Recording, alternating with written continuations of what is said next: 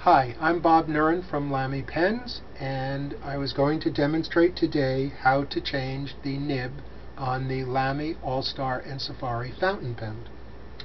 The first thing you do when you want to change a nib is you take the nib unit and you would flush it under cool water. Let the cool water run in until the water comes out of it perfectly clean.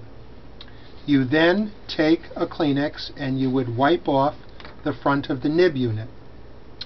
When removing a nib from the Lamy nib unit, what I would suggest is that you grasp the nib with the rubber fingertip or with a rubber band wrapped around it, and you want to very gently pull and rock it back and forth until it slips off. You'll notice that there are two wings on the Lamy ink feed that the nib slips onto. What you don't want to do is you don't want to pull the ink feed out of the ink section. One of the reasons for this is that these are set at the factory and they do maintain a seal when put in.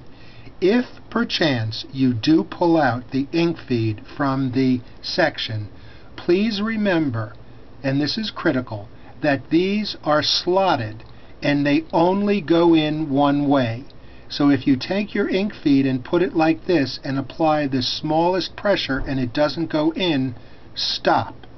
If you force this into the ink section, not in the right alignment, it locks in place and you have destroyed both the section and the ink feed. So you take this and very gently rotate until you feel it slip in, like that, and then you push until you hear a click. And it's locked in place.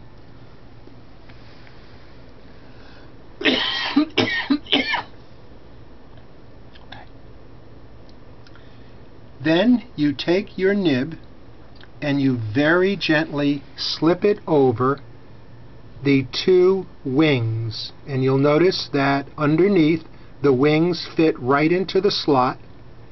Very gently, without putting pressure on the tip, you push it in and it locks. You'll notice that there's the smallest bit of space between the bottom of the nib and the top of the section. That is as manufactured. So don't try and force it down anymore. As long as it is locked in place, you're all set to write.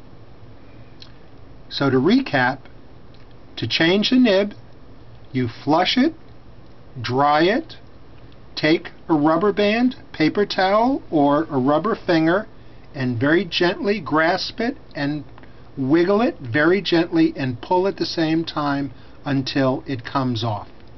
And then to put it on, you very gently slip it on, ensuring that those two wings are locked in, push it down, and you're ready to write.